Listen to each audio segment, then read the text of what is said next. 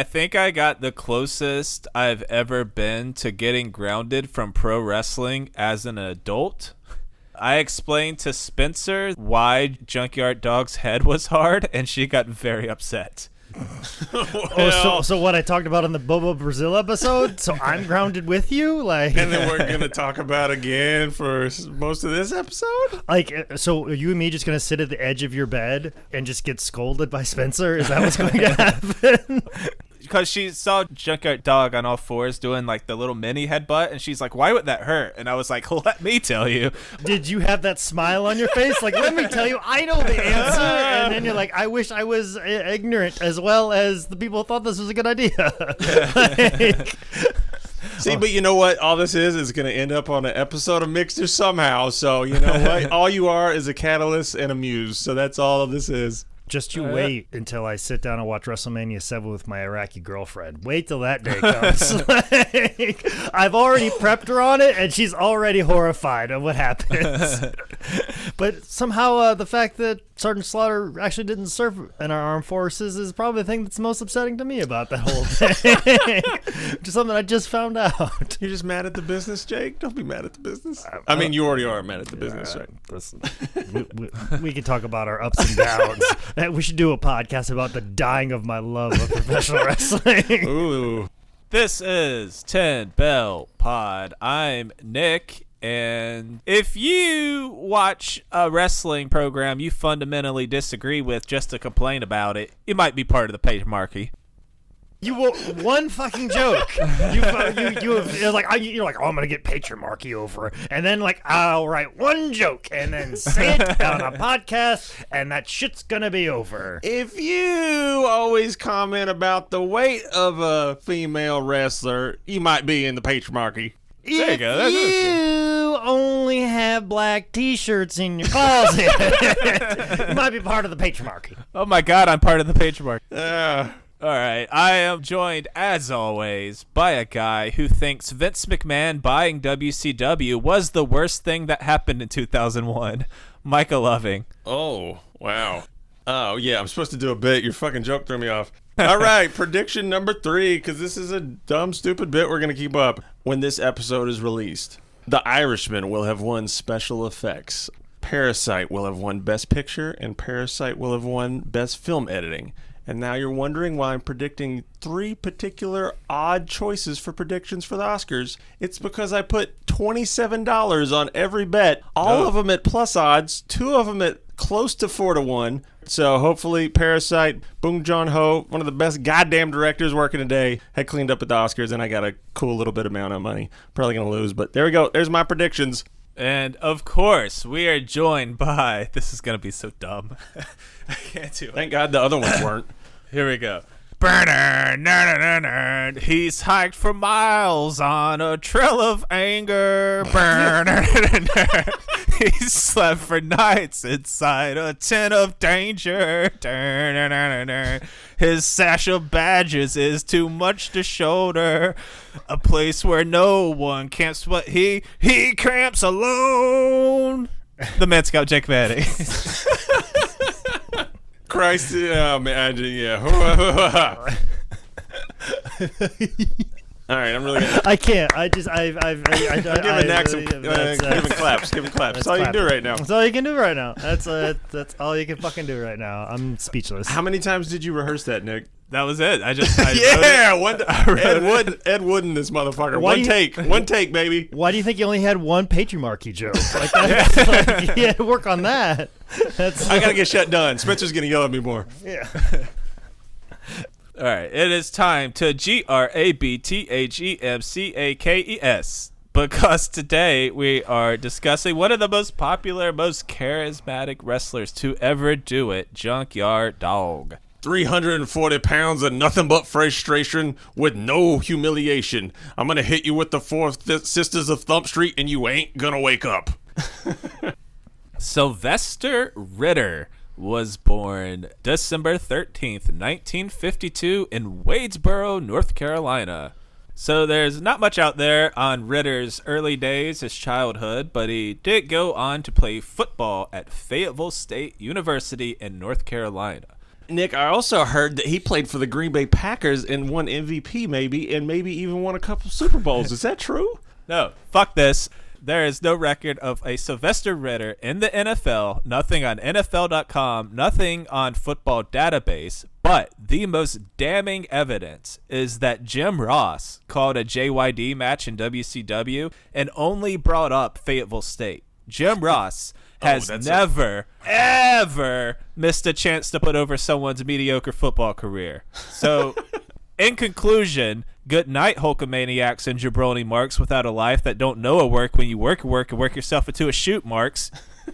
I even found a newspaper clipping that said that basically JYD had a tryout with the Oilers. Meltzer said that he got drafted in the 12th round of the 1975 draft. That's bullshit. I looked that up. Meltzer's off on that. And then apparently he got cut from the Oilers, and then he got a tryout the next year with the Packers, but apparently he injured himself too. But I mean, getting to that level is still badass, but it's just more propaganda from big WWE wrestling. Yeah, just like the fact that Leon White was on the Super Bowl team for the Rams. Exactly. So, there you go. Ernie Ladd's the only one that's the real deal. Yeah, Holyfield. Exactly. And don't even get me started about Ernie Ladd. There's a really good, Dave Meltzer put out a book. It's a hardcover book called Tributes that I bought for this. It's got a great damn obituary write-up. Wait a minute, where the fuck did you buy that book? Not where you wanted me to. Motherfucker. If you bought that fucking tributes book from any place other than highspots.com, I'm going to murder you. Is it on eBay? Because I bought it off eBay. Yeah, it's fucking on eBay. Okay, it's on everything. So I could have gotten it from you through eBay. That's what I'm saying. Every fucking store that's available on highspots.com sells tributes books. So I'll tell you why I'm so fucking frustrated. Because in the early days of highspots.com, Michael Bakikio, the owner of High Spots, had an opportunity to buy books by the pound. They do that at Goodwill. Yeah, but he bought at some sort of sale in Canada. It included like Dynamite Kids, Pure Dynamite, tributes, a multitude of other books as well. But it was mostly just tributes books. Yeah. He thought it would just be like a few pallets. It showed up to his house when he was running High Spots out of his house. And he showed up with a semi-truck full of books because he did not recognize how many pounds that was. Right. And so he then had to get this truck driver who drove from Canada, who just wanted to drop this shit off at a warehouse, and then showed up at somebody's fucking house. So then, while this truck driver is just sitting in his driveway, Michael Bakikio had to then hurry up, go to a storage unit place and be like, hey, I need a storage unit. And they go, when do you need it? Now. And then made that driver who had drove from Canada wait while he did all this, sign up for a storage unit, drop all this off, and unload pallets upon pallets upon pallets of tributes books, which for the longest time, we used to have a wrestling ring in the High Spots office, sitting in the back where we'd have our training school, and underneath that wrestling ring, which is an 18 by 18, there's a little room where you can slide stuff underneath that's about 3 foot tall. Yeah. So we had a 18 by 18 square that was filled underneath, 3 feet tall, stacked up of tributes books. And at one point in time, like, we didn't have like cinder blocks to put our trailers on stuff, and grab some books. We just like grab some tributes books, and we'll set the fucking ring trailer on top of these tributes books. Like, that's how disposable. We're out of plates. Fucking tributes books to me are like fucking tribbles. So if you got that any other place, you are not a friend of mine, and you have not helped the cause of getting rid of these tributes books. We still have a shit ton of them. So in that tribute book, Meltzer's tribute to JYD, it's truly fantastic. I learned so much little things that I peppered in through my research. Like I said, his Oilers thing is incorrect unless he's misremembering or getting the exacts wrong. But Meltzer said that JYD actually worked as a sheriff deputy for Mecklenburg County. Did you, Jake, you ever hear anything like that? Nick, did you come across anything like that anywhere else? No. Yeah, who knows if it's true, but he was saying that the Mecklenburg Sheriff Department used to have like kind of their own shoot wrestling matches, and apparently JYD was the one that beat everybody, and a fellow deputy or friend, I forget the exact connection, then was the one who told him about Sonny King. And Sonny King became JYD's main trainer. The sheriff deputy thing and all this, I'm not too sure if that's real deal. If anybody knows for sure in the Charlotte area, I figure it's got to come up. It's like, yeah, JYD busted me for public intoxication or something. Let us know. But I'm kind of doubting Meltzer's shit on this one. But yeah, Sonny King, baby. I fucking love Sonny King. He's amazing, man. Oh, going through old Memphis tapes, like Sonny King is the fucking man. And Lance Russell tells us an amazing story about Sonny King, who wrestled in the Memphis territory, and obviously Lance Russell, a longtime announcer in the Memphis territory. And if you remember, there was this big inner promotional war between the Paphos, who were regarded as this outlaw promotion when really they're just, free market enterprise starting up in the same area as the Memphis territory, and they're very particular of their area. But what they would do when the Memphis promotion, Continental Wrestling Alliance, would show up to Louisville, the Paphos would show up and cause shit, and some of the other like wrestlers that wrestled for the Papho family would show up and kind of like start shit, and it'd get kind of hairy, and they would try to rile up the crowd, and then there's always this worry that they might attack you in the parking lot, because that's what Macho Man did. He basically tried to attack Bill Dundee in a parking lot outside of a gym. So there was all this fear, and Lance Russell, of course, just announcer, he's worried he's going to get beat up, and Sonny King just calmly walks over to Lance Russell and he goes, "Stick with me, Lance, and I'll get you across the parkway." Like a fucking action movie. Like a fucking action movie. And Lance Russell just says, he goes, "I've never felt safer before in my entire life." When Sonny King's like, I'll take care of you across the parkway. Stick with me, kid. Stick with me. So just how much of a badass Sonny King is, just not unafraid of Macho Man or the fucking Genius doing cartwheels over in the fucking corner while Angelo Paffo's doing a million fucking sit-ups. He's like, "Bring it, motherfucker." I mean, he shouldn't. I looked at, he was a pro boxer for a while, and this is another thing. Ernie Ladd turned Sonny King into pro wrestling, so it's like Ernie Ladd is the Illuminati, because that motherfucker has his hands into everything that has ever occurred. I have indoctrinated every African-American wrestler. Any they have been brought in by the one, the only, the big cat Ernie Ladd. I have busted my foot off in all of their asses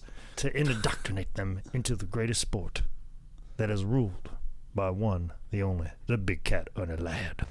After getting trained by Sonny in early 77, using his real name Sylvester Ritter, debuted in the Memphis territory, Continental Wrestling Association, working for Jerry Jarrett. By the start of 78, JYD had moved to Nick Goulas's NWA Mid-America, also ran out of Tennessee, where he used the name Leroy Rochester. This was during the time when the split happened. Because a long time, Nick Goulas ran Memphis and all of Nashville and that whole area. But then, of course, Nick got his son George involved in wrestling. And a lot of the wrestlers resented that, didn't like that. I mean, there's even the classic story of George Goulas basically just fucking up an entire match and guys just beating the shit out of him. And George is just like, "Daddy said you go down." And all the wrestlers resented that, and there was kind of that split in the Memphis territory, and some of them went off with Jerry Jarrett and Jerry the King Lawler, and they kind of split off. And then, of course, Nick's promotion went down and slowly over time just kind of faded away, and then Jarrett took over that same area shortly thereafter.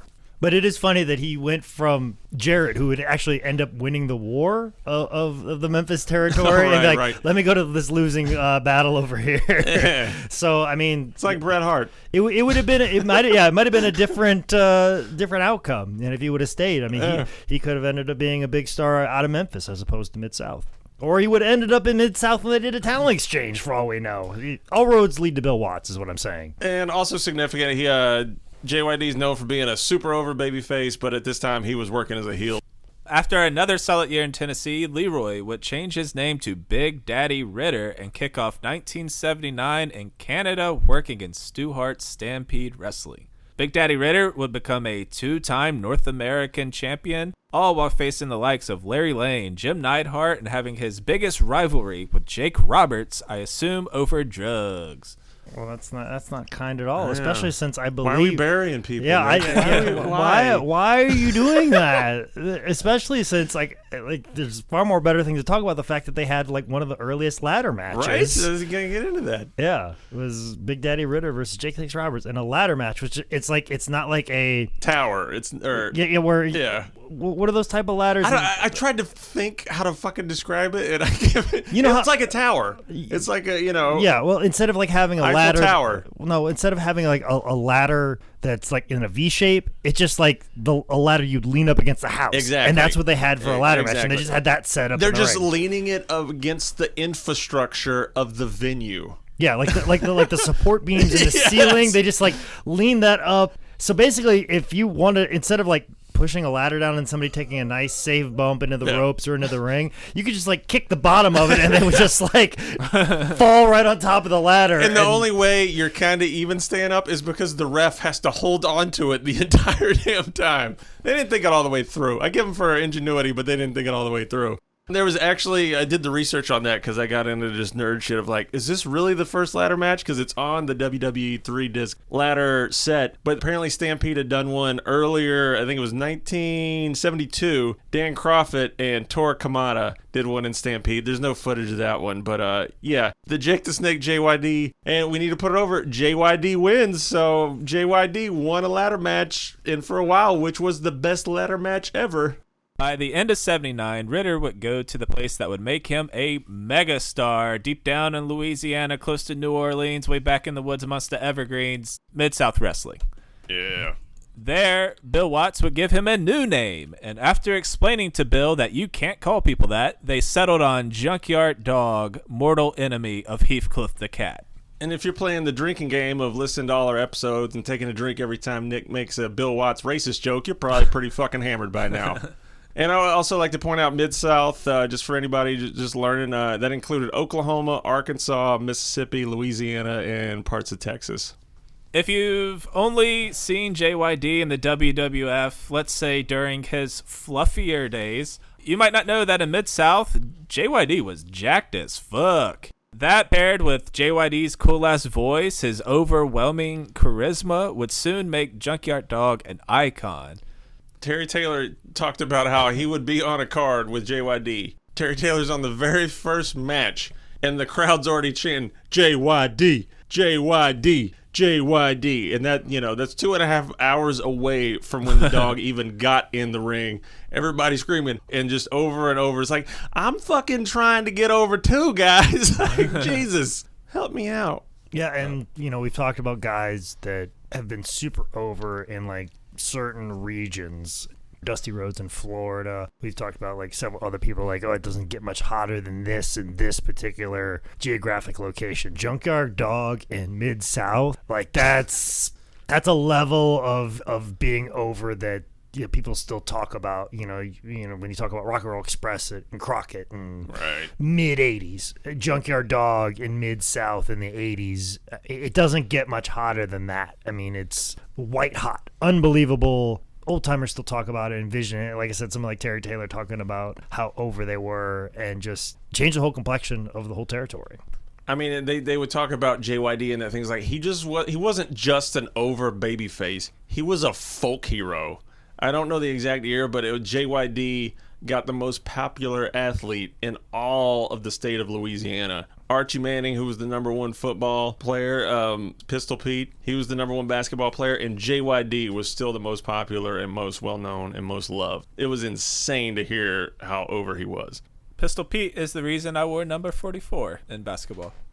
Right away, JYD would have matches against Gino Hernandez, Bob Sweeten, and would even beat Ernie Ladd for Ernie Ladd's Mid-South Louisiana title of Ernie Ladd.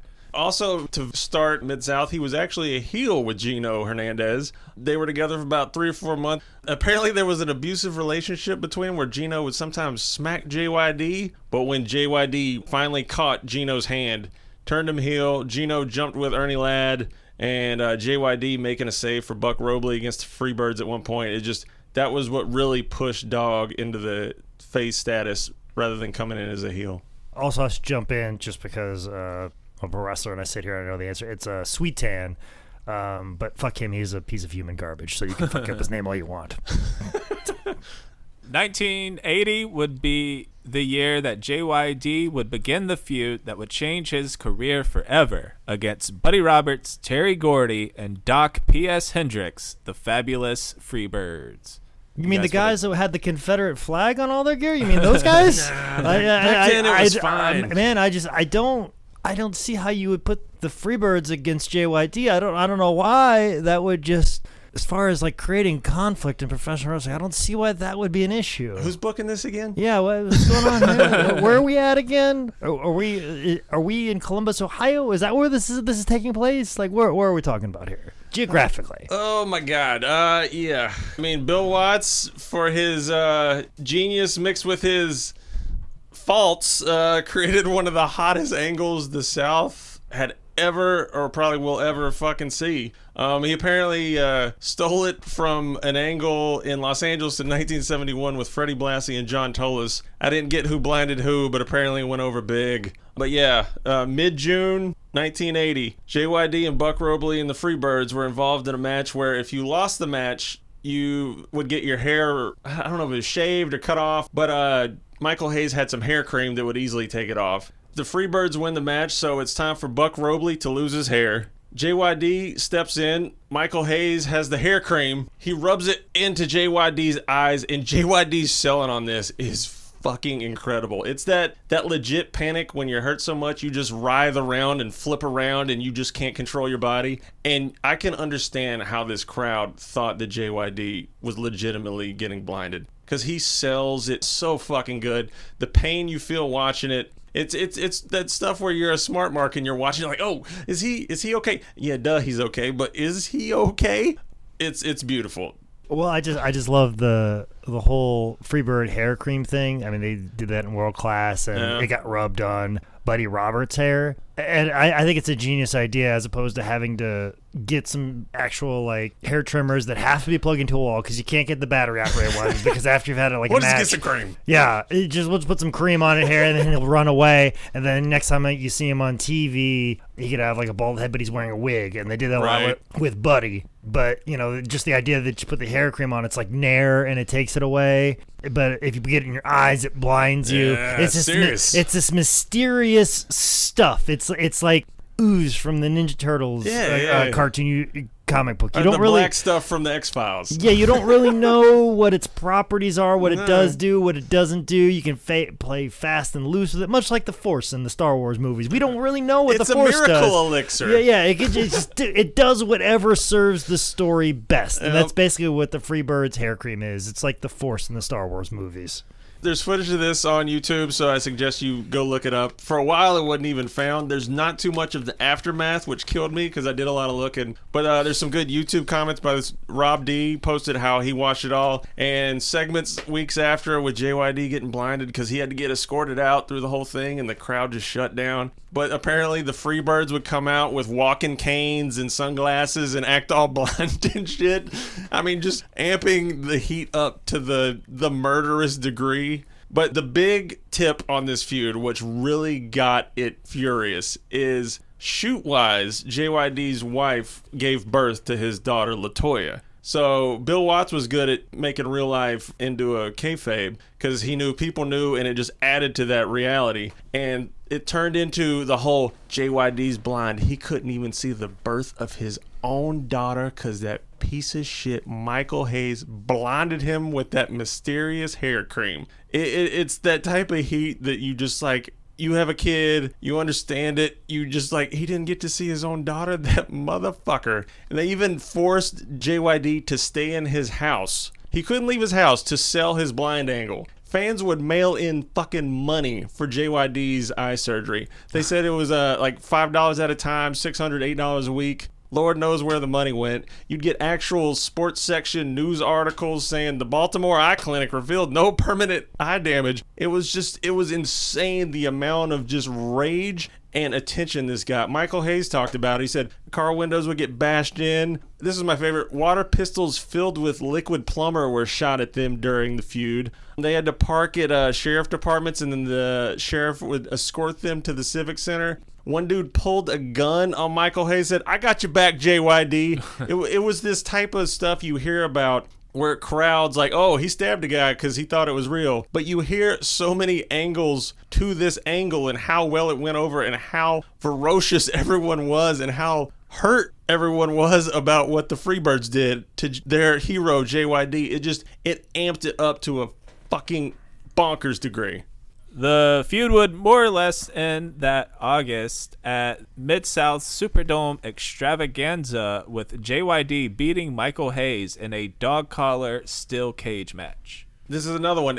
You hear about all this heat, you want to see them finally clash, and if somebody has footage, if somebody knows where the footage is of all my avenues and resources, I couldn't find anything. There's so much stuff like 80 and then early 81 of Mid-South that I just couldn't find barely any footage of just like the prime JYD stuff, and it hurts because I want to see this cage match so bad. Apparently drew like 30,000 plus. I mean, the whole angle is JYD wanted to be in a dog collar match, even though he was still blind, but because he was chained to Michael Hayes, he could still find him, feel him, and beat his ass. So he had a connection to the man that destroyed his life and didn't let him see his own damn daughter.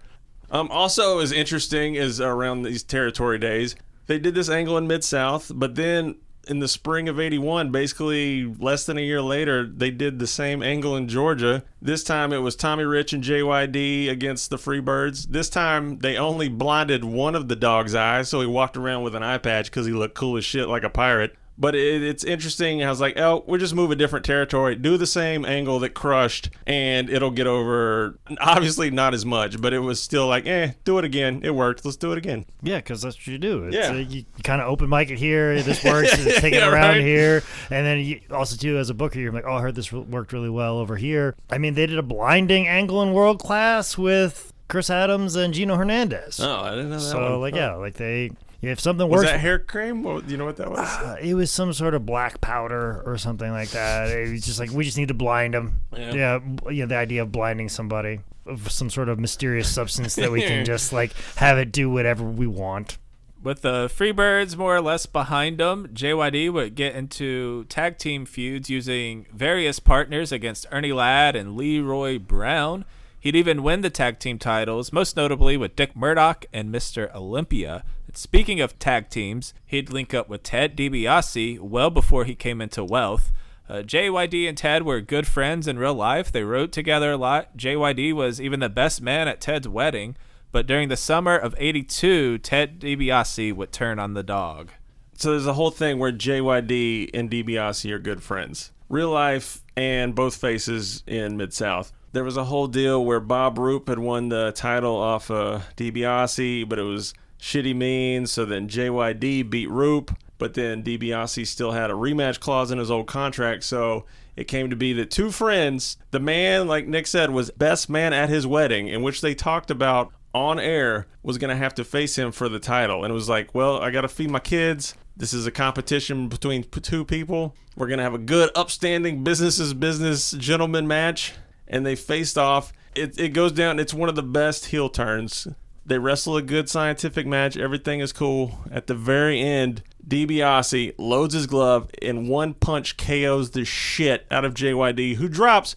I got to give him, I'm a big MMA dude, and the way JYD drops from DiBiase's punch looks like a good slow motion, stiff, fall on your face plant KO. And this was what turned Ted into the biggest heel in all of Mid-South, in which yet again got people behind JYD so damn hardcore. Their feud led to a loser leaves town for 90 days match on an October 30th, 82 episode of Mid-South, where Ted and Matt Bourne beat JYD and Mr. Olympia. I watched the entire episode. It's kind of at the beginning of the match. I forget the commentator from Mid-South that's with Bill Watts, but they're talking up the card. And they're in the crowd, and there's like a promotional fun guy in a gorilla costume that's out there interacting with fans, taking pictures. And then at the end of the tag match, this gorilla shows up again, beats the shit out of everybody, rips his mask off, and oh my God, it's Hacksaw Jim Duggan, or as they say, Dugan. Dugan spears him. They cost the match, and Dugan joins Bourne and DiBiase to form the Rat Pack, and yet again JYD is screwed over. But the whole secret, it's a gorilla. Nope, it's Hacksaw Jim Duggan. It's some good stuff that Nitro and TNA and People Forever would rip off. Not long after JYD had to leave Mid-South, a man physically resembling JYD showed up to Mid-South going by the name of Stagger Lee, with stagger being Bill Watts' second favorite word, ending in GGER.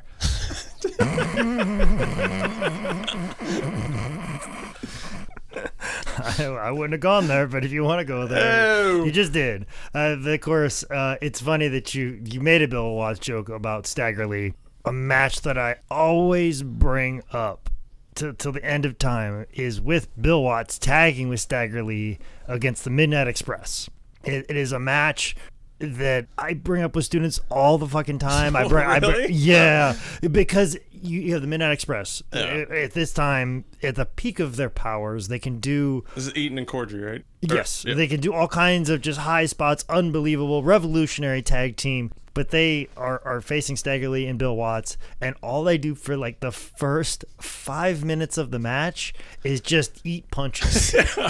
And the bumping in which Bobby Eaton executes off of each one of these punches gets more of an escalation and bigger and bigger and bigger, to the point that Bill Watts is standing in the ring and punches Bobby Eaton, and Bobby Eaton is able to sell in such a believable way enough, but over top way enough, that he ends up going over the top rope down to the floor. But the idea they just keep bumping these guys, boom, boom, boom, and the escalation of the bumps is unbelievable. You just have Bill Watts and Stagger Lee standing in the middle of the ring while one of the greatest tag teams of all time are just bouncing around like ping pong balls for these guys. And I keep telling guys, like, they did this with a punch.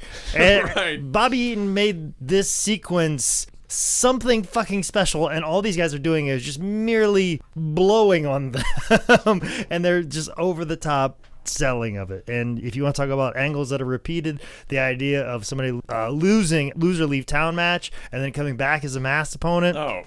Midnight Rider, Yellow Dog.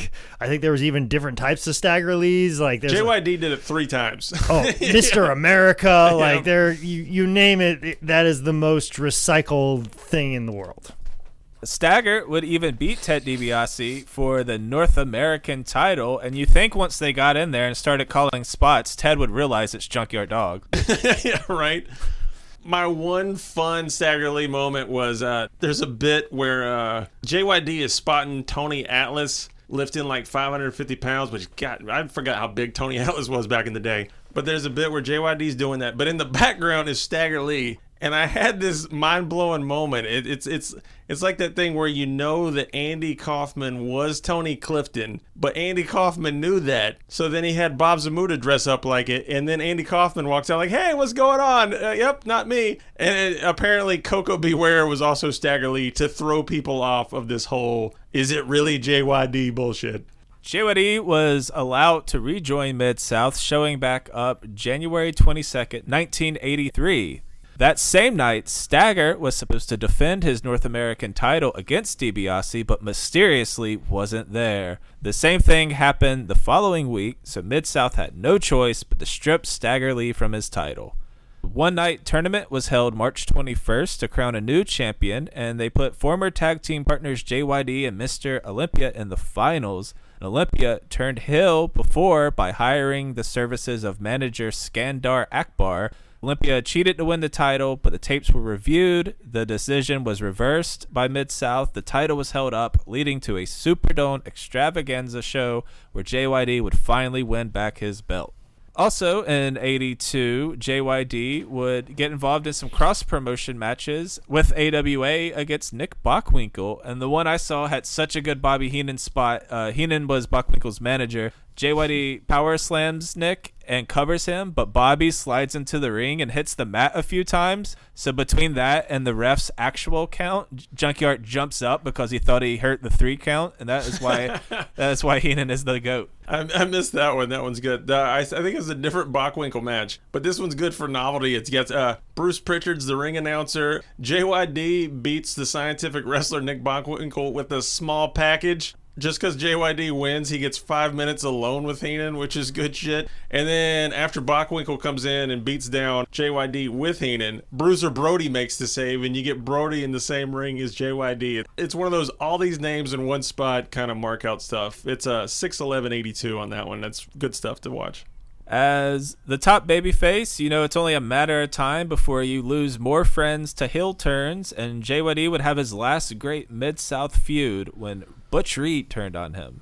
They'd have a series of matches for the North American Heavyweight Championship, with a lot of them being on the more hardcore side of things. Their feud was one of those where him and Butch Reed were good friends, but it's time for Butch Reed to show the rest of the world I'm a man to be recognized. Junkyard Dog needs to come out and accept my challenge for the North American title. I haven't seen much Butch Reed stuff too, but I really appreciated all his stuff. Can we talk about the North American title itself? Because as Cornette said on Magnum TA, it went from his nipples down to his dick. It is without a doubt one of the biggest fucking belts that has ever existed. I think there's a series that I read from 83 to 84 when JYD had the title. He wouldn't even bring it out or wear it because it was such a burden on him. He was like, fuck this, I'm JYD, I'm not even dealing with this stuff. Well, that's what some guys they're like, don't put the fucking belt on me. I gotta fucking take this goddamn shit around.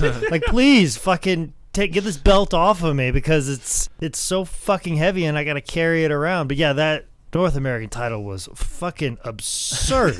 No wonder why Bill Watts would always book these guys that were just large, lumbering individuals, because you had to be a big man to hold that fucking thing. You couldn't put that belt on fucking Superstar Bill Dundee. Are you kidding me? It's about the size of Superstar Bill Dundee.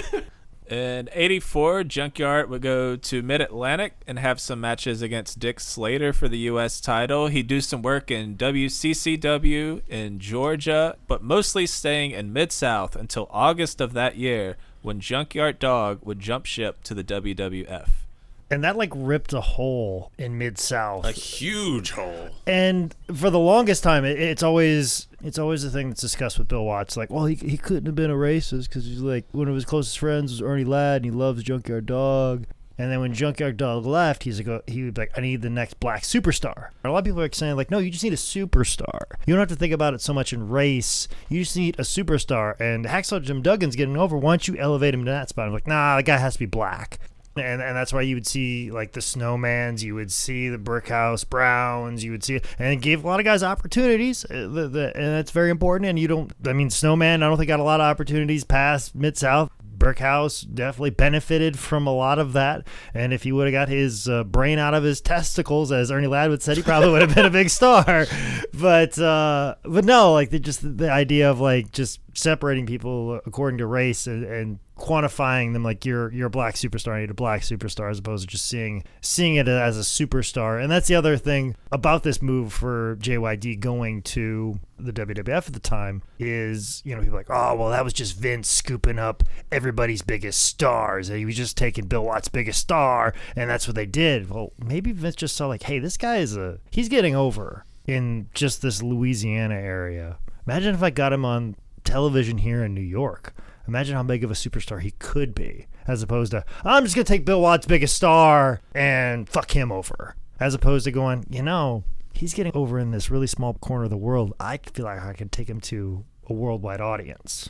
So there's that debate as well about this. Also, too, as Brickhouse Brown has said, which, as we've said before, may not be the absolute truth. Unreliable narrator, as they say. As they say, Vince McMahon believes so much in JYD that he gave him, like, a good faith, I guess best way to say it, a good faith investment in giving him a briefcase full of thousands or even $1 million for JYD to jump over, almost like a signing bonus, like, come over and join me and peace out. I'm sure that a lot of it had to do the way that he left. Probably, like, he was in a situation like, I know Bill Watts is going to be pissed about this because I'm his top star, but this guy in New York City wants to make me a star, wants to put me in cartoons, puts me on national television, wants to put me in Toys R Us as an action figure form. I mean, that's hard to turn down, man. That's hard to turn down, and understanding, like, the business of it all. That, yeah, sure, Mid-South was a big deal and very large promotion and covered a large ground of the United States, but Vince is talking about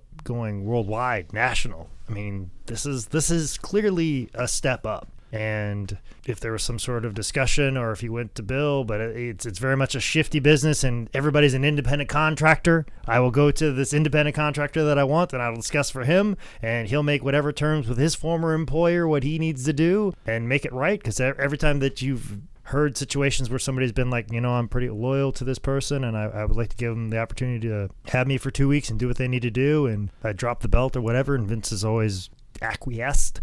in that scenario. And so I think if Dog would have been like, hey, Vince McMahon wants me, I'm going to go do this. Yeah. But of course, Bill Watts' reputation of just flying off the handle, Dog knew how that was going to turn out. So probably the best thing to do is just walk out the door. Because that's what a lot of the stuff when I was looking up is like back then. I heard kind of conflicting, but it was basically like if you were leaving a territory for good, give like 3 weeks. If you're a main eventer, give an extra 2 weeks so they can figure out booking and stuff and kind of write you off to put over other guys. Yeah, get somebody over. Yeah, but it like with Vince's new monster, that old rule didn't totally apply or could apply to the situation. Well, and also too. Dog knew how that conversation was going to go. Right, yeah. That's a good point. I didn't think go about that. Go fuck yourself and go out the door. Like, we just going to do this, but I just get a fuck you instead of me just doing it? All right. So, yeah, Bill, it would have been, it's all or nothing with Bill Watts. So right. he knew how that was going to go down. So it was like, I'm just going to leave and not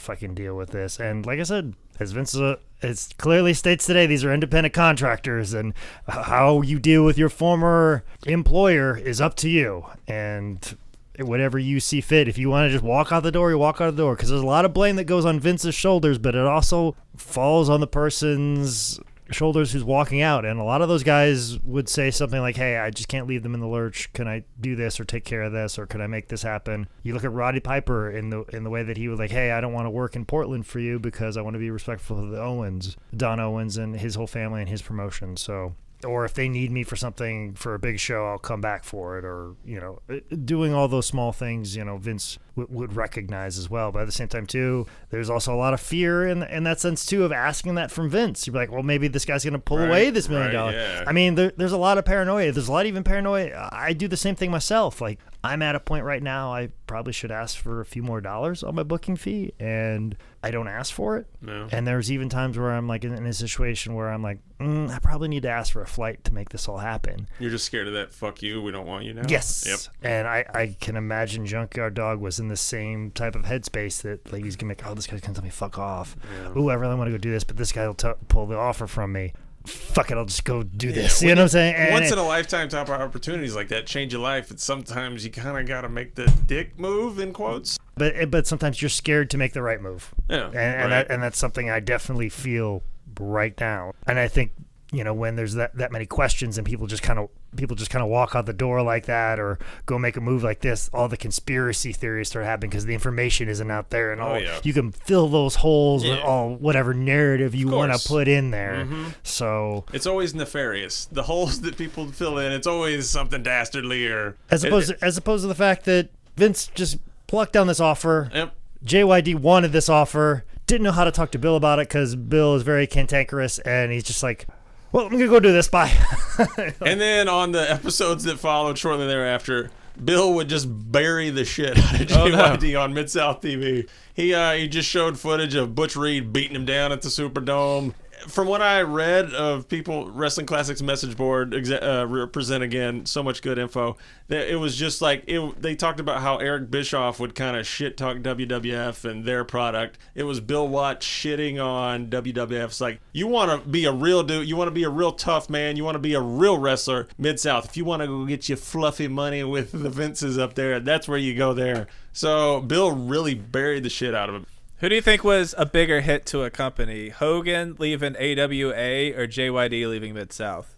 I think there was still a bit of climbing left to do for Hulk Hogan. Like that was where the glimmers, they hadn't fully capitalized on what Hulk Hogan was in AWA. Where Mid-South, I think, had fully capitalized on the money of JYD. I think that's what it is they were just about ready to give Hulk that nod. Like if Hulk would have had the belt and then had like a 8-month run with the AWA title, maybe a year with it, doing top shows and all over the place in the territory, maybe it'd be comparable. But I mean, Bill Watts had basically been pulling leaves and pulling fruit off the JYD tree for quite some time, where I think AWA was just plucking that first orange off the tree. One little other sidebar that I thought was kind of interesting. We'll get into this in WWF, but just this pertains to the Bill Watts Superdome stuff. About a year after JYD left and teamed up with Hogan, they went to the Superdome to kind of invade Bill Watts' territory. They only pulled 6,500 people at the Superdome in New Orleans, where JYD was a god. And a lot of people think it was because of Bill Watts' tearing him down, and people may be feeling betrayed by JYD for leaving. So once JYD jumped ship to WWF, he'd hop straight on the house show loop, facing the Iron Sheik, George Still, Greg Valentine, Roddy Piper. He'd tag with Sergeant Slaughter, Jimmy Snuka, Andre the Giant. To long-term JYD fans, these had to be dream matches, except for Greg Valentine. No one gives a shit if he wrestles. it's funny, over my years of being Nick's friend, there's just little peppers of just like, Nick really fucking hates Greg Valentine. Greg Valentine's a dream match because Greg is half awake. So, there you go. And also, just looking over stuff, JYD, all the people that Nick just mentioned, JYD won every single match. Yeah. They brought him in, they made him do what they paid him to do, and that was just be the dog and beat ass and win everything. Go get over, pal. So 85 is just a monster year for Junkyard Dog. First off, WrestleMania 1, March 31st, where he took on Greg Valentine for the IC belt. Valentine beats JYD after a thumb in the eye in the corner, and he rolls him up for the 3 count using the ropes. This brings out Tito Santana, who gets in the ring and goes, "Ew, he cheated!" So the ref continues the match outside. A stunned Greg Valentine watches, wondering if he's going to get double his booking fee if he restarts the match. As he's tallying up the numbers, he gets hit with a 10 count. So JYD gets a WrestleMania win, however, not the belt. JYD would also close out the first ever Saturday night's main event that aired May 11th, 85, which is a huge mainstream event. Saturday night's main events were produced by Vince and Dick Ebersol. And listen to this. He had the smallest dick Ebersol. You fucking son of a bitch. Jake, will you just turn the podcast off? I'm gonna fucking stop everything. Ebersol. So at the first ever Saturday night main event, Junkyard Dog faced the Duke of Dorchester, Pete Doherty. JYD brought his mom down to the ring because it was Mother's Day, and get mom what she really wants this year, watching you in gladiator-style hand-to-hand combat. Pete, like a true heel, works JYD's mom some, and then JYD squashes him, power slam, and celebrates in the ring. We're just glossing over or celebrates in the ring when Mama actually gets in the ring and dances around with JYD is great. I'm close to my mom, so just seeing JYD bring his mom in and do that, it kind of warmed my heart. From there, JYD continued crushing on the house show loop. He wrestled on Primetime Wrestling. He even won a $50,000 battle royal in September.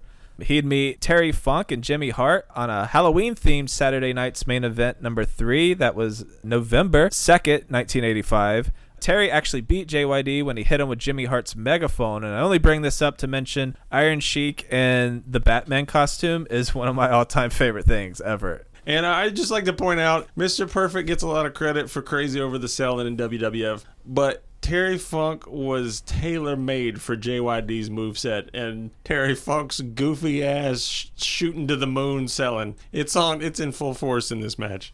Junkyard would also win 1985's Wrestling Classic, beating Iron Sheik, Moondog Spot, and Macho Man Randy Savage to do some. So they're pushing them pretty good here. Well, and also to the Wrestling Classic, I felt like was a test for Macho Man because he had to like go through all of these opponents. Wasn't that the Dynamite Kid? Was that? Yeah, like a lot of the matches were just so short, and since it was a tournament, they're trying to get through it but not spend too much time. This is just as much of a test for JYD as it is Macho Man to see, how are you going to handle this tournament and see, are you a big enough star to get over? Can you work, multiple different matches in one night? But also, too, it gives them an opportunity to show what they have to offer, and it's only fitting at this time to see who's going to be our next superstar, and Macho Man and JYD are those two guys that they kind of peg to be those guys. And you saying that makes total sense. JYD wins by count out by just back body dropping Savage over the top rope, so they clearly didn't want to, have JYD for the clean pin on Savage, so put them both over, make them both look good. Savage freaking out, heel face, it worked out beautifully. JYD would cap off this amazing year of 85 and roll into 86 with his likeness being used in the iconic Hulk Hogan's Rockin' Wrestling cartoon. He was voiced by James Avery, Master Shredder on Ninja Turtles, also Fresh Prince of Bel-Air's Uncle Phil. Hogan is Brad Garrett, who everyone knows from Everybody Loves Raymond. Nikolai Volkov is Ron Gans, who would do voiceover work for Grindhouse trailers like Caged Heat and The Student Nurses. Superfly Jimmy Snuka was voiced by Louis Arquette, who is the father of David Arquette, Patricia, Rosanna. And then, this is my favorite one. Tito Santana was voiced by Joey Pinto, who you might know as the guy in Casino that Joe Pesci stabs to death in the throat. Jake, when are you going to do this on How Did This Get Booked? It would be pop culture, so it would qualify. I was going to say, it's not subpar. This was fantastic. Yeah, it was this amazing. was part of my fucking youth. So, the question is, do we do one episode or an entire fucking season? So. I was like 23 episodes. Oh my God. They all revolve around like a horse or the Andre the Giant getting mistaken for a Sasquatch, or it's just amazing plots. There's also like there was a card game, or there was a board game, and at my elementary school they had it, and during playtime, like they'd let us play games and do whatever, like around first or second grade or whatever. Right. But they had like a rock and wrestling type game, and I remember they'd be like, hey, if you get your work done early, the last like half an hour of school, you can play whatever games you want. Ooh. And so I would hurry up and get shit done just so I could get to play this rock and wrestling game, which nobody wanted to play with me. And like I would always take it like super serious, like, no, I'll be Roddy Piper, you can be Hulk Hogan this time. And then nobody ever wanted to play with me and play this rock and wrestling game. Jake, this podcast is supposed to be fun, not depressing. I mean, just the truth of my life and how I live my life. I always want to be a part of wrestling, but nobody wants to join in my Jesus Christ. lonelier. Pro wrestling is best explained by the Lady Gaga song Bad Romance, which basically means that you love something with all of your heart and it will never ever love you back the way that you love it. That is pro wrestling. I just see Jake jumping off the top rope doing the Ram Jam and it cut into black. In 86, Junkyard Dog would be part of WrestleMania 2. He was in the LA portion with Hogan, where Haas Funk and Terry Funk beat JYD and Tito Santana, again with Terry hitting JYD with the megaphone. Haas being Dory Funk, if people don't know, because I think I didn't know that till about a year ago. JYD would get a shot at revenge when he teamed up with Hulk Hogan and the Haiti Kid for Saturday night's main event number 6, where they took on the Funks once more. How did Hogan and JYD coming out at the same time not rip apart the sound barrier? It's something. There's a sonic boom of some sort. That's probably in the bloop. Anybody know what the bloop? It's a mystery that they were probably the bloop. Hulk does the JYD headbutt, and I quite frankly lost my ever-loving goddamn shit. It was fantastic. And if anybody wants to hear the most politically incorrect midget jokes by Bobby Heenan, this is the match for you. Hogan gets the pin on Terry to end this fucking awesome match. I loved it. It was fun. In late 86 and early 87, while the Dynamite Kid was injured, JYD would help take his spot, tag teaming with the British Bulldog to defend the belts. Also in early 87, JYD was starting to work with Harley Race at house shows on the build to WrestleMania 3. This is a feud we already talked about on part 2 of Harley, but fuck it, it's never a bad time to discuss Harley Race or WrestleMania 3. Their beef started when King Harley tried to make JYD bow to him at Saturday night's main event 9. Heenan jumped in the ring, attacked JYD. The ref, Danny Davis, just doesn't DQ him. This was part of like his build up to be the big hill ref. Eventually they rang the bell from the outside, signaling that JYD got the win. Heenan beat down JYD, tries to make him bow, but he powers out, stands tall, and this all led to a loser must bow match at the Pontiac Silverdome, brother. And as in a promo before the match, JYD says, "The dog don't bow down to no man. I only bow down to the good Lord above." At WrestleMania 3, Harley beat JYD after a sneaky belly-to-belly while JYD was paying attention to the brain. After, Junkyard gives Harley a slight bow to fulfill the match stipulation, but then he clocks Harley with a chair, steals his robe, and drives out on one of those sweet-ass ring carts. One thing you really need to watch, JYD's 1987 New Year's resolution. This is a very interesting promo where JYD kind of goes shoot, where he says, "I'm going to abide by the rules and regulations this year. I'm going to be on time. I'm going to get no more fines. I'm going to do it right this year, baby." which if you know around this time, JYD was also notoriously late, got fined for it. So JYD throwing a little stuff in there, talks about his ex-wife. It's kind of awkward, funny stuff, but look that up on YouTube for sure. That's the thing. Like, JYD is a very lovable individual, and I hear all these stories. Like, I know later in WCW he does this, but I think I've even heard stories that even as early as Mid-South this was happening, where like somebody was in charge of getting Dog from town to town to town. He had a handler. He had a handler, but then also too, that handler had to have like a bag of like quarters, because Dog late night would be like, "Give me something out of the vending machine." Like, it's just like at night. Wow. So I heard that in WCW, but I think even as early as Mid-South, and probably maybe during this time, or maybe this might have been the one time where he wasn't, but that was always a thing with Junkyard Dog. I mean, not to disparage him, but if you watch his career, you can kind of see when, because early 80s JYD is cut and a superstar, but I agree with Jake's whole Mid-South. It probably started then, because he starts to bulk up, as Bill Watts would say around this time, and he would only kind of bulk up more as time would go on. By 88, JYD's weight gain and drug use was catching up to him, and 1988 would be a rough year for the Dog. And there was foreshadowing to this when in November of 87, Virgil would beat JYD at a house show in under 3 minutes. If that's not ominous foreshadowing, I don't know what is. What are you talking about? They're trying to push Virgil to the moon. You understand? I mean, Virgil. Fucking white hot, my friend. Fuck money. I mean, they were going to make him the first African-American WWF champion. Did you not know that? Sometimes I don't know if you're being real or not. Oh, I'm being real because Virgil said that shit aloud. Oh, that's the source. Are you trying to tell me that Virgil is an unreliable narrator? I'm not saying any of that. I'm just going, oh. So let me get this straight. You're going to accuse Brickhouse Brown of being an unreliable narrator. And then Virgil, an unreliable narrator. I wonder, is there a common theme here that I'm picking up from Micah here? Oh, why are you trying to put stuff in my mouth? Well, you're the one that was just like rolling your eyes at Virgil. I'm just merely trying to give a WWE superstar, bona fide WWE superstar, the credit he deserves. I feel like I'm on Twitter right now. Might have to cancel you from the podcast, my friend. God, I'm logging off. To kick off 88, JYD would be part of the first ever Royal Rumble, January 24th in Hamilton, Ontario, Canada. JYD would enter at number 20 in the only 20-man Battle Royal.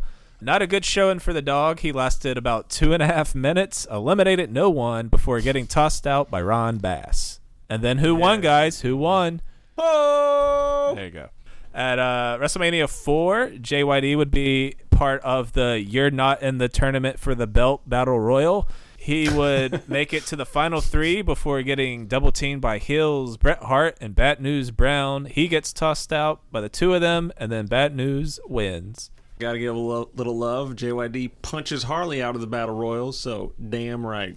JYD would be part of SummerSlam 88, which is also the first ever SummerSlam.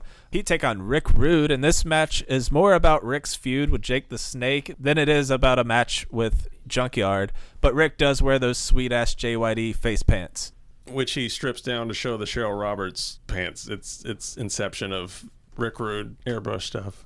Cheryl, being painted all over Rick's junk, brings out Jake the Snake, who runs out and attacks Rick, giving the DQ win to Rick over Junkyard. Following SummerSlam, JYD would pretty much lose out the rest of his run before he left the company in October of 88. After leaving WWF, Junkyard would head to NWA, which was just about to become WCW.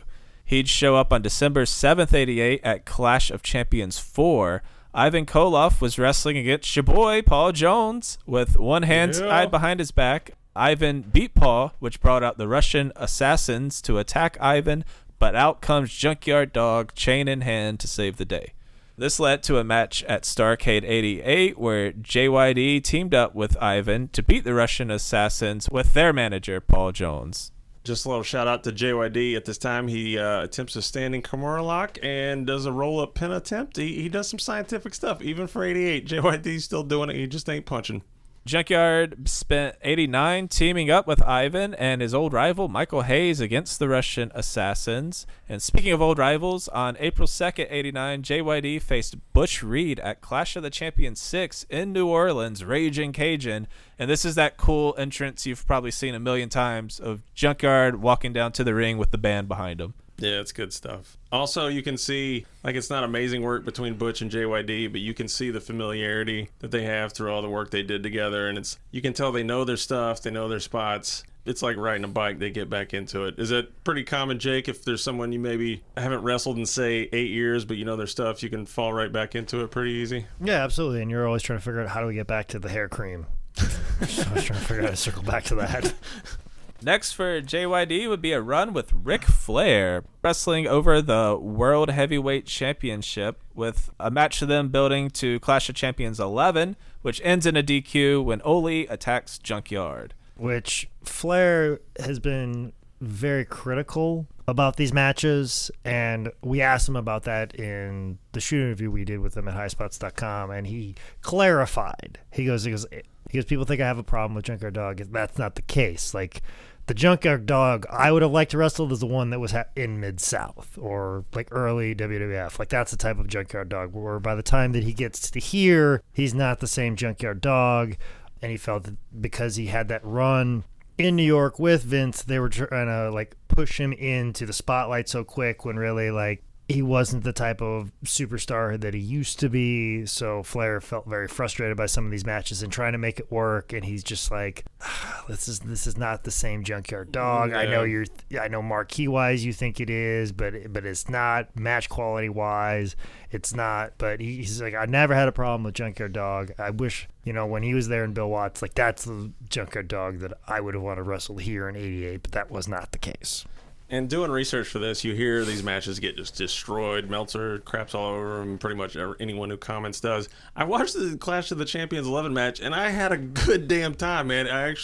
It's a fun fucking match. It's not what it could be, but JYD does what he can. There's one spot where Flair drops down, and he thinks JYD's going to hop over him for a kind of a leap over. JYD doesn't. Flair looks to the wrong way. JYD's on all fours, and then headbutts the shit out of Flair. It's a legit great spot that I didn't see coming. It's not that great, but it is a lot of fun. I don't think it gets or it deserves all the hate that it gets. And JYD at the beginning, he's kind of getting booed, but he still has it in him. He wins the crowd over, and by the end of the match, they are rabid for JYD to beat Flair. He's past his prime, but you can still see the glimmers of how good he was and how much he could easily turn a switch and make everybody love him. JYD would then be part of the short-lived Dudes with Attitudes faction with Sting, Paul Orndorff, Lex Luger, and Elegante. And if you're sleeping on our Giant Gonzalez episode, you're wrong. They would end up facing the Horsemen at 90's Great American Bash, with the match ending over that stupid-ass rule where if you get thrown over the top, it's a DQ. Oh my God, it's the worst rule ever. The one thing that I want to get to, also associated with the Dudes with Attitude, was a dude by the name of Rocky King. Jake, is there anything on Rocky King? Because I had no clue who Rocky King was, and then I Wikipedia'd his ass, and I was like, No, you put some fucking respect to Rocky King's fucking name. Because I could literally go for another 10 minutes on Rocky King, but we don't have the time for that. We'll do it some other time, but look him up. He's got a shoot interview. Homeless man turned working with the Horsemen. I mean, it's a great story. On February 17th, 91, JYD would win his first title, teaming up with Ricky Morton and Tommy Rich to win the 6-man tag team championship. Do you guys remember this shit at all? Yeah, it was mostly so Dusty could have a belt with the Road Warriors. Like, if I'm not mistaken, that's what I always envision it being. It's just the idea of a 6-man tag team title. I think Ring of Honor is doing it right now. Really? Wow. Or at least they did not too long ago. I mean, it's something different. It's more belts. As much as people bitch about tag team wrestling and the fact that you have to split now a main event payoff between 4 guys, tag team wrestling being in the main event, you got to split that main event payoff 4 ways now. And then also too, like as a promoter, you're not just paying 2 guys for the main event, you're paying 4 guys for the main event, so that's a little bit more difficult. Imagine now adding 2 more guys on top of that, and now you see why you don't have a lot of 6-man tags. So that's the reason the belts only existed for 10 months. Yep. JYD would also begin a short feud with the Master Blasters in tag team matches and even some singles matches against your boy, Master Blaster Steel. How many WCW gimmicks did Kevin Nash fucking have, Jake? Well, I mean, listen, he can have as many as he wants because once he became the Man and Diesel and Kevin Nash, and he can do whatever the fuck he wants, and most specifically be my best friend. I mean, that's the man can do what he wants. This is the comeuppance. Keep in mind, when he was doing Master Blaster Steel, he's just a few short years away from being the fucking man. So you can hate on him all you want, but you're basically seeing him have wrestling training before your very eyes. That's how amazing he is and how confident he is as an individual. He is willing to suck in front of you guys for a couple of years before he becomes quite possibly the most recognizable professional wrestler in the entire industry. Wow. I have never seen Jake look more like a professor than I did when I looked at him while he said all that. After 91's Great American Bash tour, JYD would take some time off, making his return February of 92 at Super Brawl 2. Ron Simmons had just beat Cactus Jack, which is where $5 Wrestling's Blackdish Jack had to have had the epiphany. Abdullah the Butcher comes down to double team Ron with Foley. Through the crowd, you see JYD dressed like a school chaperone at a dance. He hops to the ring. It's amazing. He screams, "Save room for Jesus," before clearing out the ring. As Ron and JYD stand tall, Jim Ross goes, "It's like fighting in the hood." And out loud to no one on my couch, I said, "Oh dear." In the fall of 92, JYD would go back to Memphis to win their unified heavyweight title from Eddie Gilbert before dropping it to Butch Reed. So kind of a cool poetic circle to go back to Memphis to feud with Butch Reed. By April 93, had formed a new tag team with Jim Neidhart and began a feud with Dick Slater and Paul Orndorff, and that would last a few months. But after defeating Slater on July 28th, 93, JYD left WCW. And we kind of ragged on how his weight got out of control and everything. But if you look at, say, 90, 91 JYD and then look at 93, dude seriously got inspired or motivated at some point because he got back in. It's not, obviously early 80s JYD, but 1993 with Neidhart stuff, he is back in pretty damn good shape. The gut goes down. He's looking good. You can tell he really cared. After WCW, JYD worked the independents. He wrestled for NWA Dallas. In 95, he wrestled for National Wrestling Conference in Vegas, where he had matches against Iron Sheik, Mr. Hughes, and Honky Tonk Man. In 98, he showed up at ECW. However, he wasn't wrestling at ECW's WrestlePalooza. After the chair-swinging Freaks took on Candido and Lance Storm, ECW paid tribute to some wrestling legends, Bob Armstrong, Dick Slater, Mass Superstar, and JYD, who came out to a massive pop and big JYD chants. And it also needs to be said, after Joey introduced everyone and everybody walked back off, the crowd came back around and did another JYD chant. So he was over like hell yet again.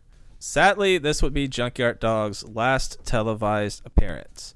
Tragically, Sylvester Ritter died on June 1st, 1998 in a single-car accident on Interstate 20 near Forest, Mississippi. He was returning home from his daughter LaToya's high school graduation in Wadesboro, North Carolina. It's just a brutal, sad story. With an even sadder footnote, LaToya passed away at 31 of a heart attack. Yeah, it was so random and horrible to hear, man. And if you want to make the story even sadder, if I'm not mistaken, I heard this from Eric Watts, and he said that the car that JYD died in was a car that Bill Watts gave to Junkyard Dog. Yeah, but he got 1,500 to 2,000 people of Wadesboro that came out to his funeral, so it wasn't all sad. There was a lot of love and a lot of support for JYD. Ending on a slightly happier note, his daughter LaToya would be at 2004's WWE Hall of Fame to represent JYD as he was inducted by Artie Ladd. The Illuminati. He is the Illuminati, and the sooner we realize that, the better off we'll know how to counteract it. Have we ever talked about how fucking insane 2004 Hall of Fame is? First off, Pete Rose. Then JYD, Harley Race, Jesse the Body, Tito, Sergeant Slaughter, Superstar Billy Graham, Greg Valentine, Big John Studd, Don Morocco, and Bobby Goddamn Heenan. That is back when Hall of Famers were Hall of Famers, and also Greg Valentine. And all of them were inducted by Ernie Ladd. That's right, Ernie Ladd. They probably wish they would have kind of spaced them out better so they'd have more for the years coming forward, but Jesus. All right, final thoughts on the great Junkyard Dog. My earliest memory of professional wrestling is of a match for a long time. I couldn't figure out what the match was. Like, all I remember from it is the Junkyard Dog was in it. And the thing that I remember the most, because it was kind of during a period in time where the WWF was getting away from using, or was able to use copyrighted music. And the Junkyard Dog came out to Another One Bites the Dust by Queen. And I remember this wide shot of an arena, and then that song played, and then the Junkyard Dog came out and stood, and everybody stood up. And I remember that being like the most unbelievable, amazing thing I've ever seen before in my entire life. And I remember being a child going, "Whoa, what's this?" Because I didn't know what pro wrestling was. I go, "What's this? And how can I get that type of reaction?" Just walking through a room and people just stand up with music playing in the background. This is the most incredible thing ever. And for the longest time, I thought it was Junkyard Dog versus the $1 Million Man Ted DiBiase, because my parents said, like, hey, we recorded some wrestling, or we have a VHS tape of some wrestling, and you should see it. And I always felt like it was something that was recorded like the night before, and they were showing it to me because they just got a VCR and they were messing around with recording it. And they're like, oh, well, we'll show our son pro wrestling. That seems to be pretty popular right now. So looking at the timeline of when it possibly could have happened and what it was, I'm almost 100% sure it was Junkyard Dog versus Terry Funk, Saturday Night's Main Event, and that was the first ever exposure to professional wrestling I ever had. Wow. Well, it was that match, and Junkyard Dog was a part of that, exposing me to professional wrestling. I know Colt has gone on record and said that Junkyard Dog was a big part of his early fandom as well. And, there's a lot of people that became Hulkamaniacs, obviously, or Hulk was their way in, but for me, most specifically, Junkyard Dog was like the way in, and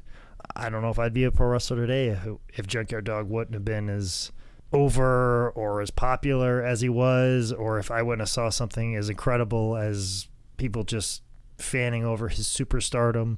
Yeah, I don't know if I'd be a pro wrestler today if it wasn't for Junkyard Dog, and that's why I'm always thankful, and I always smile every time I think about him. And they play it a lot during a lot of videos when they recap the years of like WWE, where just that shot of Junkyard Dog with the crown and the cape and him smiling all big with like just this wonderful look on his face when he was feuding with Harley Race, and just how lovable of an individual he is and beloved. And I remember doing this wrestling show in the eastern part of the state of North Carolina, and we were driving through Wadesboro, and we were talking about Junkyard Dog, and I was riding with the promoter, and the promoter goes, "Man, if the Junkyard Dog was alive today, I'd book him on every single show I ran, just to show up, take pictures, sign autographs, just show up and make people feel good." He goes, "I'd pay him for every single show that I ran." I think that's the true, the sad thing about him not being around is that we don't get an opportunity to tell him how much we love him, and I obviously never get to tell him or thank him for being a part of my first ever exposure to professional wrestling. I definitely remember Junkyard Dog, and I remember liking him a lot when I was younger. But he's definitely one of those guys, like, I remember the character, the persona Junkyard Dog more than, like, him. Well, I guess that's kind of his legacy. If there is an opening to attack JYD, it's probably his ring work. But think about it. He went down to the ring to a Hogan-like pop, did some punches, some headbutts, a power slam, juked and barked, was out of there in 9 minutes, left to another thunderous standing ovation, got paid all the monies. You don't need a springboard hurricanrana when you are a god by just doing what you do. I think there's something very special about being that over. It's not something you just do. He filled the Superdome without the WWE machine behind him. He had something about him that just made him like he was just you loved him just for nothing. He was just walking down the street and people would be like, that's someone. And I think that is exactly how he'll be remembered. Well liked, over as hell, never forgotten. I think even to this day and well beyond it, the Downtown Municipal Auditorium and WGNO Channel 26 in New Orleans will always belong to the Junkyard Dog for tons of people. Nick touched on it, but he filled up the Superdome by himself. He was part of the organization. They didn't have to bring in the NWA champ or bring somebody in to pop the territory. All they needed was the dog. And he did like 20, 30,000 stuff at the Superdome repeatedly. I mean, just hearing about it, it really does boggle my mind. And it's like Nick said, I'm just stealing more stuff from him, but it's just like he didn't do too much in the ring. But when he did it, it meant something. And his charisma was through the roof and off the charts. Many people don't know this one either. Arn Anderson credits him with his first big break in the business. So who knows if Arn Anderson exists without JYD. It was so fun to watch. And there's that bittersweet stuff when you watch him now, because just he was incredible and he captivated the hell out of an entire state for years. I mean, he was like I said, a folk hero in Louisiana. And it's just, the Junkyard Dog was just incredible. I wish he'd still be around, man, because he still could have been killing it. All right, this is JYD's 10 Bell Pod. Find us at 10bellpod.com. Come talk to us at social media at 10bellpod. I'll do this whole spiel one last time. We're doing ads for the show now. Someone has to pay for Tent's drug habit. We'll try to keep them short and fun, but it's just a thing we're doing now. If ads bother you, we are offering ad-free episodes, $1 at Patreon. And I know about those 15-second ahead buttons. You skip that shit. I don't care. If you want to help 10 Bell Pod for $0.00, just leave us a rating and review. Wherever you're listening, tell a friend. Seriously means a lot. All right. Well, for Zane Riley, I'm Jake Manning, and this has been another edition of How Did This Get Booked?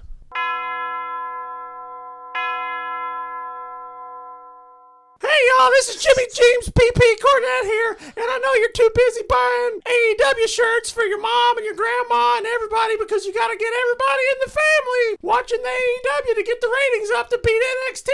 But if you could just go to Patreon and give them 10 Bell Pod Boys some money, I know they'd appreciate it because they actually do real moves and they know how to work a match unlike these spot monkeys. So quit buying AEW shirts and give 10 Bell Pod some money. Wendy's. Wendy's, Wendy's, Wendy's, Wendy's, Wendy's, Wendy's, Wendy's.